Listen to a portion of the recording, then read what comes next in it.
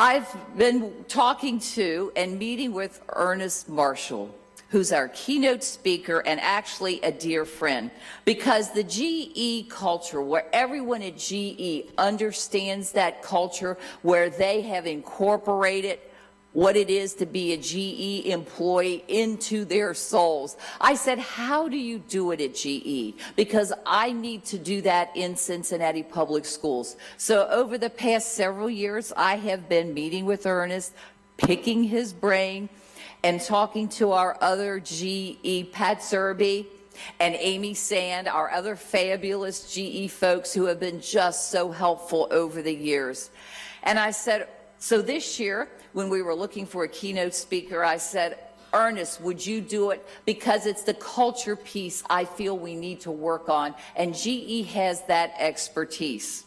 So, as you can see, he has a pretty impressive resume. This is only 2 or 3 lines out of it, mind you, because he said, oh, don't do all of that. So, at this time, would you please give a warm welcome to our partner, my good friend, Ernest Marshall from GE Aviation.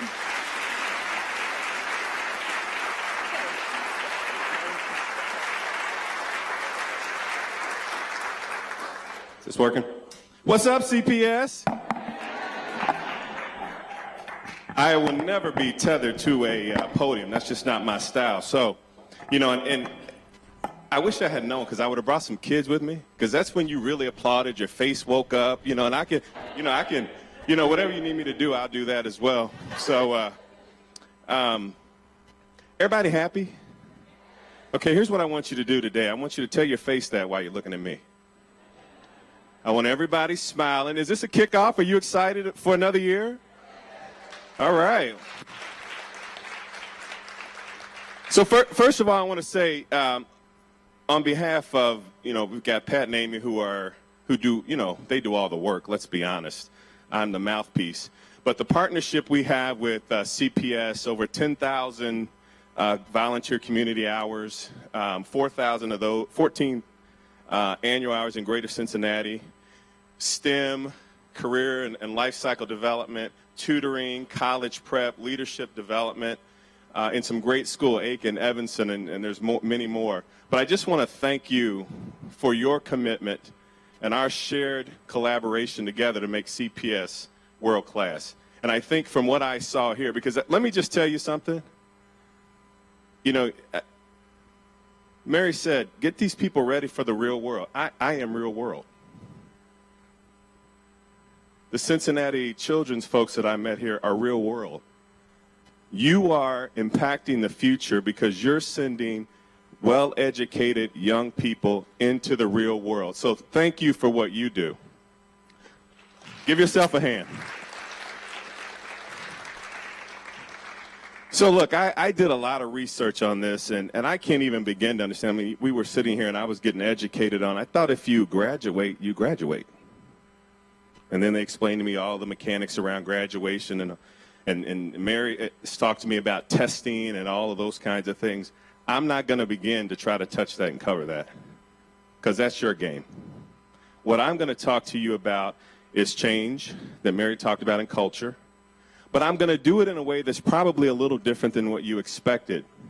I'm going to do it relative to my background. What you saw on the chart of who I am, I'm going to explain to you who I was. And I'm going to help you understand that it was people like you in this room that allowed me to be standing here in front of you today and be who I am. So that's how I'm going to frame it. But I need the energy back up, because you've settled in.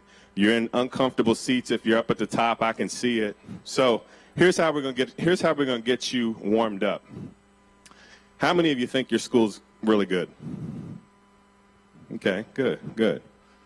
And let me just define terms. I've learned as I speak, you just need to define terms. When I say teacher, I mean all of you, because we all teach. We all interact with people and help people grow. So when I say teachers, I'm talking about all of you.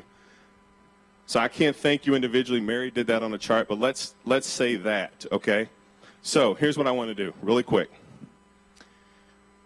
If you feel like your school is doing well, I want you to applause. Not yet.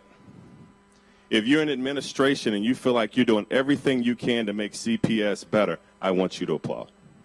If you're the school board and you're coming up with a strategy and initiatives to make everything in CPS better, make CPS world class, I want you to applaud. Anything you do, community, teachers, I saw 2 teachers. Pump it up to the 2 teachers who came today. Thank you very much. All right? I want you to applaud. Now, not just applaud. I want you to applaud in a way that everybody in the room knows how proud you are of your school or your work or whatever it happens to be. You can make noises. You can dance. You can sit in your seat and do nothing and think this guy's crazy. Whatever you want to do. But when I count to 3, I want to hear you applaud yourself for all the work that you've done and that you're going to do next year. We ready? Everybody got it? 1, 2, 3.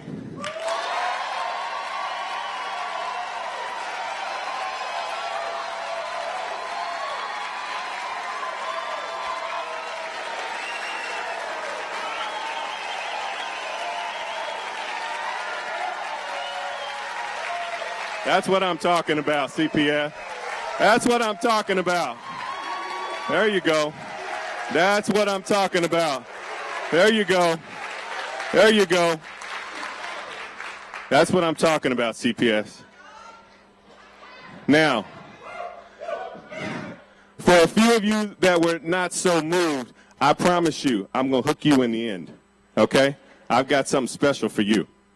So, what I want to talk about is how many of you remember why you chose this profession? Not many. So I want to, do I have the clicker, by the way? Okay, let's hope this works. Oh. So, as I told you, I did some research. My sister is a principal of a school. She taught for many years, and now she's a principal. Her mother, and you'll say, well, how does that work? Don't worry about the genealogy yet. We'll get to that. In the African-American community, there's all kind of play aunts and cousins, so just work with me for a minute. Her mother, who was also a school teacher, a principal, and then an administrator. I called my brother, who was a math teacher at my old high school, and I called several people, and I just asked them why they chose this profession. And one of the things that came out for me is, think about the students that sit in those chairs. I mean, really, really think about that. When you walk in the classroom the first day when teachers come back or administrators visit or whatever happens to be, those empty chairs represent more than you think. Because in the profession that you're in, oftentimes comes delayed gratification.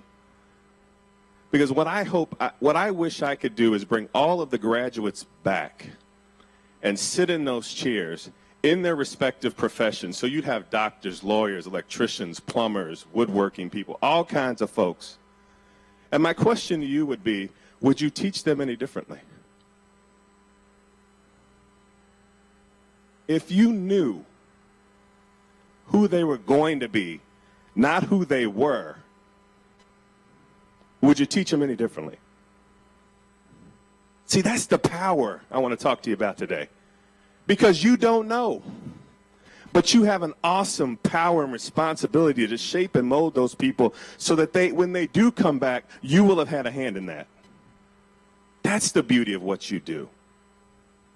That's the beauty of what you do. Now, look, I got to experience it firsthand. And what's so interesting is, I love this comic. Because this is sometimes how we think about it.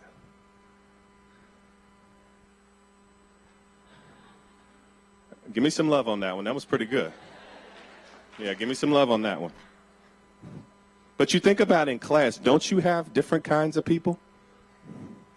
Don't you have students that you wish would pay a little more attention? They've got all the intellect, not the attention. You've got those who have all the attention and not as much intellect. You got all these kinds of people. But we can't always treat them the same way. We can't always treat them the same way. Now, I had experience with this, and I have no teaching credentials whatsoever. Let's just clear that up, and you probably know that, right? But I took a chance to go to Japan for a year to teach at a Japanese high school, 2 of them. No teaching credentials. Don't speak any language at all.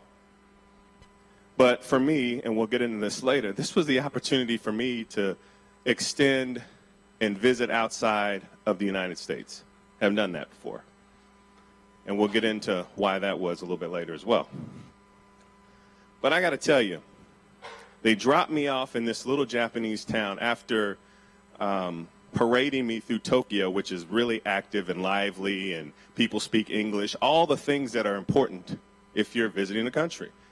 Well, they dropped me off in my little tatami mat apartment where no one spoke English.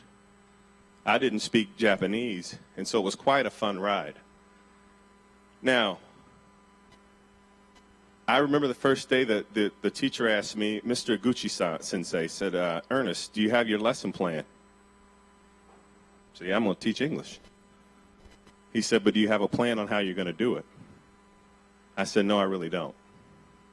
I said, what's important to these students? And he said something to me, and this is a Japanese professor, or teacher, by the way.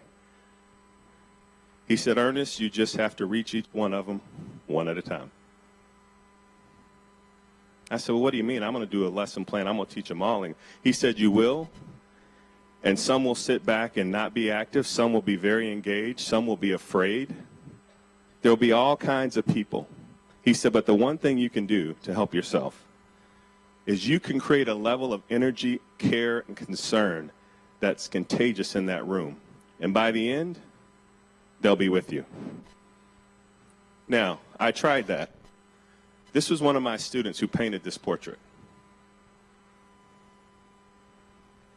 I sat for 6 sessions, 4 hours each, for her to paint that. Yuko, who's in the bottom, right below me, painted that picture. You say, what does all this mean, Ernest Marshall? Well, let me just tell you. And one of the notes, I was up last night. This meant so much to me. I don't think I slept an hour last night, so I apologize. But when I left, I got a lot of notes. And the one I couldn't find was from a young man. And if he walked into the room today and kissed me on my lip, I wouldn't know who he was.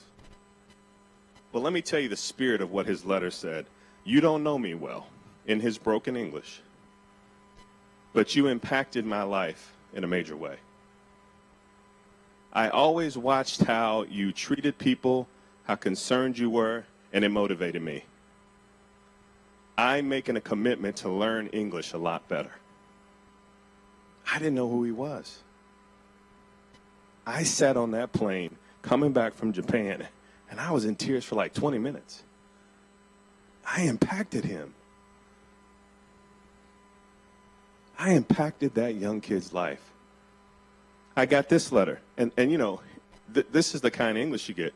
Dear Ernest, thanks to you, I could spend many happy times. I don't ever forget English classes, an American party, today's party, and of course you too. I can't speak English well, though I like English very much, and I love you more. I think that you are my teacher, my brother, and my friend. I could make some wonderful memories at Higashi High School. Maybe I guess that this year is a busy year for me. I will work hard, and I will want to take my parents' sightseeing tour this summer. I will study English. I will go to the USA someday. I was glad to meet you, Ernest.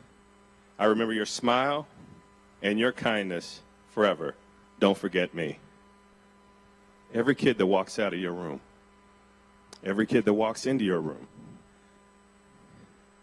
they are looking for a caring adult. Because when they walk out of that classroom, they may not have that. And you can touch them and impact them in a mighty way. So, I have a poem I want to read to you. It's called Teachers. Have any of you heard of it? It's actually, Ronald Reagan used to give this out for the Teacher of the Year, and I just thought it was very impactful. Uh-oh. It says, you are the molders of their dreams, the gods who build or crush their young beliefs of right and wrong. You are the spark that sets aflame the poet's hand, or lights the flame in some great singer's song. You are the gods of the young, the very young. You are the guardian of a million dreams. Your every smile or frown can heal or pierce a heart. Yours are 100 lives, 1,000 lives. Yours is the pride of loving them, the sorrow too. Your patient work, your touch, make you the God of hope that fills their souls with dreams and makes those dreams come true. I always think about, when I think of all the great work you're doing, sometimes you may go home, I don't know, sometimes you may go home and ask yourself, is it worth it? Am I making a difference? Do people care?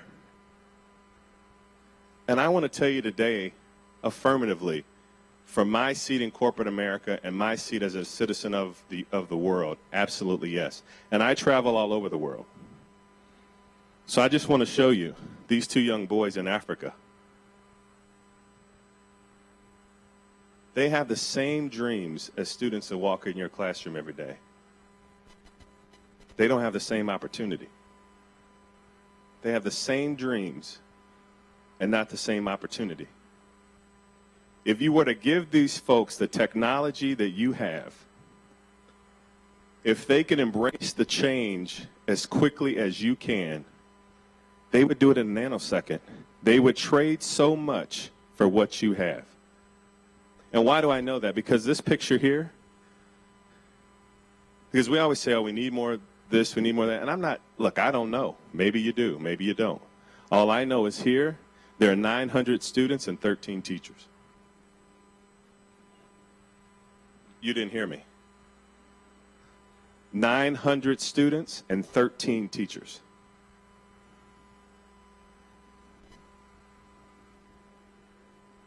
You don't think those teachers embody the poem I just read, Molders of Dreams, for those kids? And actually, I got to tour their village afterwards. So I see where school becomes a safe haven, a place where the creative spark and the learning can be ignited in the minds of young people. It's a beautiful thing to watch.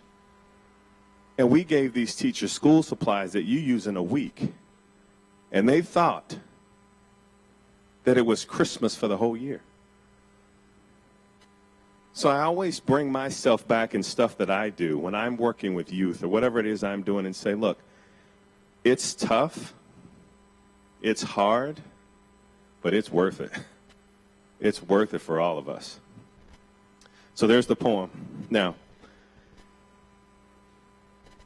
what I love about change is, you know, we think at GE about, you know, nonconformity, the importance of change and giving people hope and allowing people to think creatively. It's incredibly important. How do we do that? The hardest part about changing is not the change itself. It's the transition to change. No one really likes to do something different from the way they've always done it. It's age-old adage. And people do silly tricks around it. Put your watch on the other hand. Fold your hands. Now fold them the other way. Little things like that. But that's part of what we have to get our students ready for. In corporate America, it's a constant evolution of change. But you got to create the need, the shared need, where people believe in it. And a vision that people can see that it not only supports the students, but it supports you as teachers, administrators, and community leaders and others.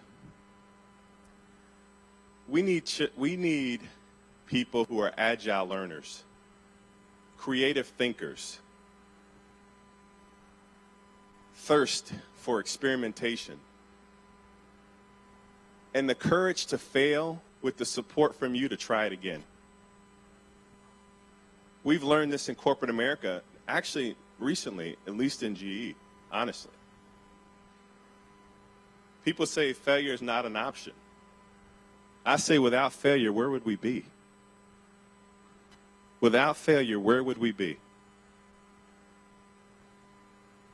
Do you realize that the things that you hold so true? So if you think about, you know, there was no such thing as an iPad 10 years ago. Think about that. when you talk to some people, even at GE today, and you say floppy disk, actually, there's some of you in this room don't even know what that is. You take it, they go, huh? Floppy disk, what is that? You know, it's this big thing, look like a, little 45 record, and they go, 45 record? Never mind. Never mind. And then Google. One of the biggest companies around now didn't exist. So if you're going to create the shared need, shape the vision, mobilize commitment around it, you got to help people understand that if you don't change, things will change around you. And guess who suffers in the end? Not you. Who suffers in the end? I can't hear you. Exactly. Now, I'm not preaching to you. I'm probably not telling you anything that you haven't heard. But believe me, there's a point here, and I'm going to get to it. Because I believe 9/10 of education is encouragement. 9/10 of education is encouragement. And I'm going to give you a real-life example around everything I just talked about to kind of bring this thing home for you.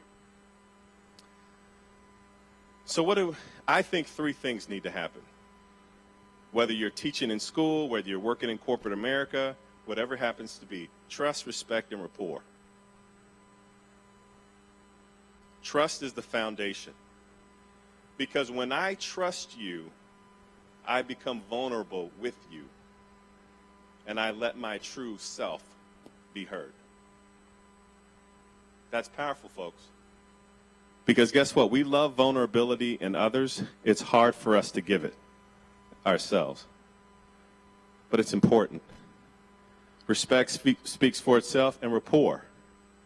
I remember talking to Miss Sellers, who you hear a little bit about in a bit, and she said, I was in class, and the lady said, hey, Mom, she said, that's okay, honey, because that meant she felt safe. Think about that. Are you creating that environment where students and children feel safe? Because once they feel safe, you may have created the haven that allows them to soar and excel and ignite the passion in their soul that they don't get when they leave the school, if you create that. So I want you to think about that. You can't succeed without embracing the tools that are readily available to you right now. You just have to. My 4-year-old son can work an iPad as well as I can. He can swipe the little thing. And one day I was trying to teach him, I got it, Daddy. He can put his password in. Can't spell. We're trying to work on that. But he put his password in, find his little games, click on an X when I don't want him to buy something that pops up on the screen. He knows all that. Because he's using the tools that are available, and we're allowing him to use them. Because he's got to understand that at the pace we are today with data and social media, things are moving quickly. And he's got to move with them. And so do all of us. I remember the day, the guy that I replaced, retired, I love him, when I was in a job about 2 jobs ago.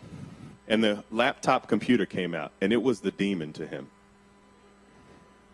It really was. And, he knew he was going to retire. He's like, Ernest, I really don't want to learn this thing. I said, Doug, you have to. You have to embrace the tools that are readily available for you. Because if you're not doing it in business or corporate America, your competitors are doing it. If you're not doing it in CPS, some other PS school district is doing it, getting their kids more prepared. So I say embrace that as a community. Then I think about 2 last things, and that's rigor and engagement. When I think of rigor, I think about increasing the way and the complexity in which students think. So I'm going to do something. This drives engineers crazy, okay?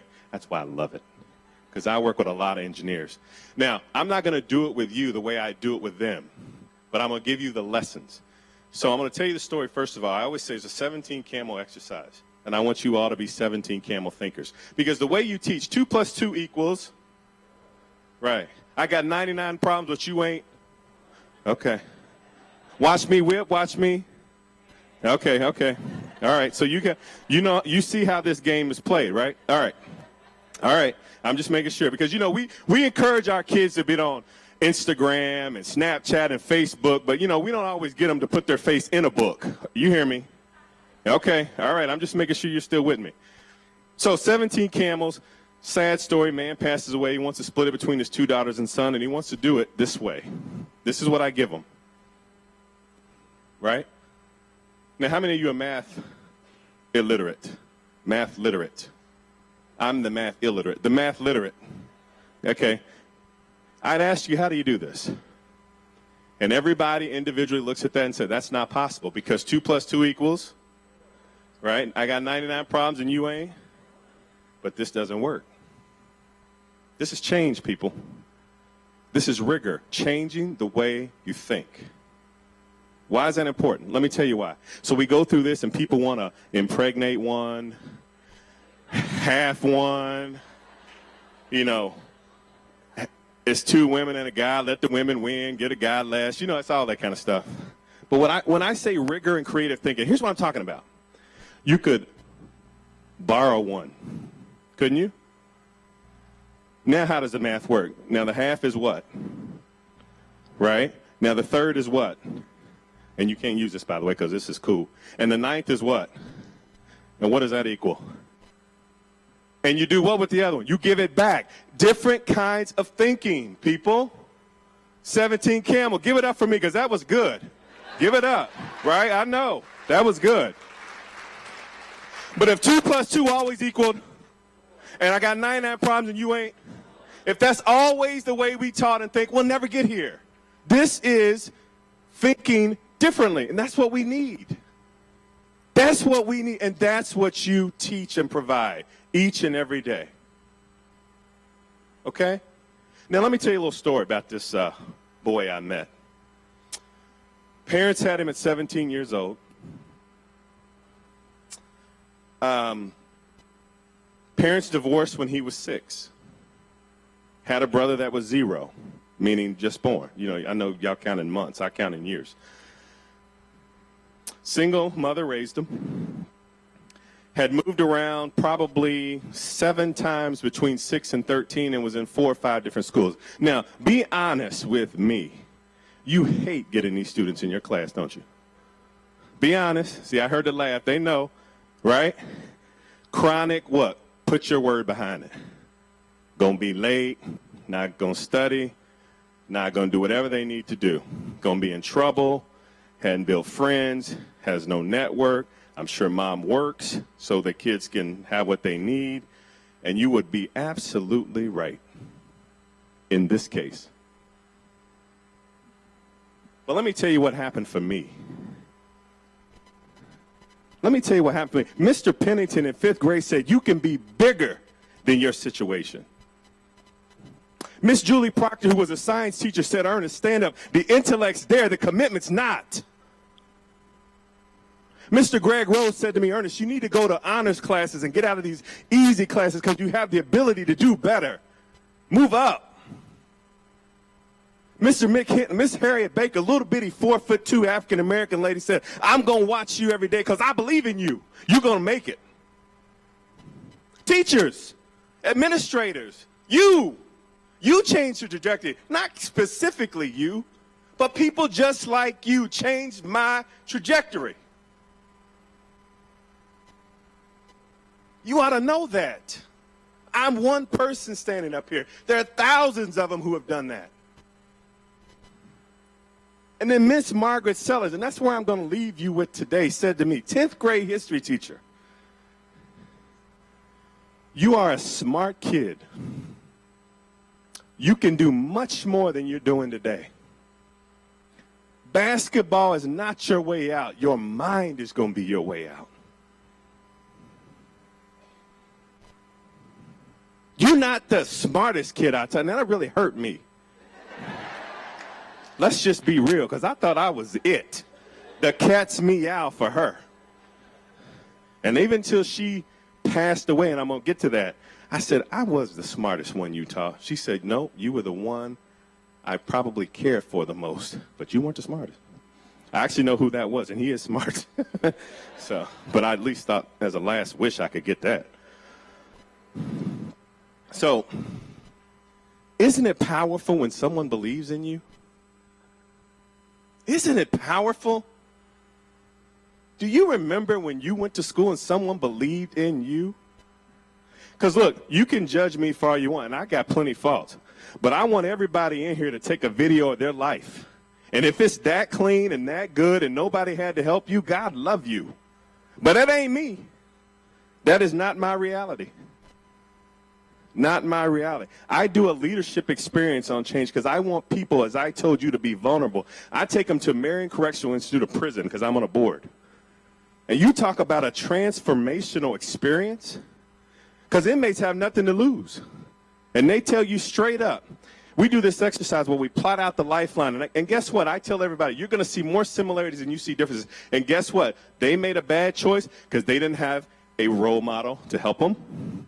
And you made a better choice. Or you had a role model to help you. In my case, and each one of those people I talked to you, when I was about to come off track on that line, they said, get back on, young man. We are not letting you fail. We're not. And I'm so passionate about this, and I'm so passionate about you, because what you do is so powerful and so important. And if I were king for a day, the news channels would be covering your stories, not some of the craziness they cover today. You are the people that touch the future. Krista McAuliffe, that was blown up in the Challenger, said that I touch the future. Your hands, your fingers, all that is a part of you impacts the future. Now, I want to end with this. And I'm going to read it if I can get through it. So let me go back first. So I told you about Miss Sellers.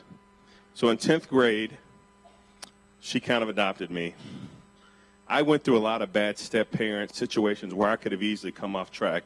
One point, mom couldn't necessarily take care of me, and dad wasn't around. I lived in the dorms. I begged the college dorm people to let me stay there. She would come over every day, pick me up, take me to her house, and show me what a family was supposed to look like. Okay? So this is what we found. And we, excuse me, we had her journal when she was dying of cancer. And my sister, that's why it makes sense, because her daughter became my sister. And that's who I talked to last night. She said, I should drive up to see this. She said, because I know you're not going to make it through this letter. I said, you're right, but I got Amy here to read it for me if I need to. She said, Ernest came last night, has been with me all day.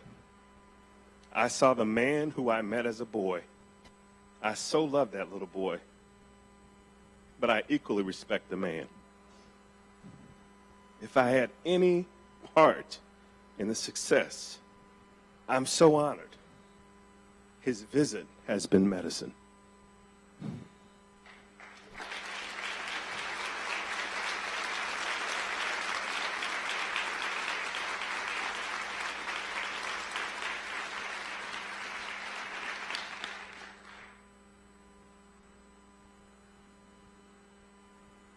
My response to you, that I can't tell her, you have such a big part in the lives of so many. When I ask you to applaud yourself, you should stand up and be counted. Think about it. Some kids spend more time with you than their own parents. You have an awesome responsibility. Yes, you played a part. Yes, you played a part. Everything's changing. We're all changing. Change with it and remain a part of the lives of so many you touch. And never forget that what you do matters to the world. Thank you.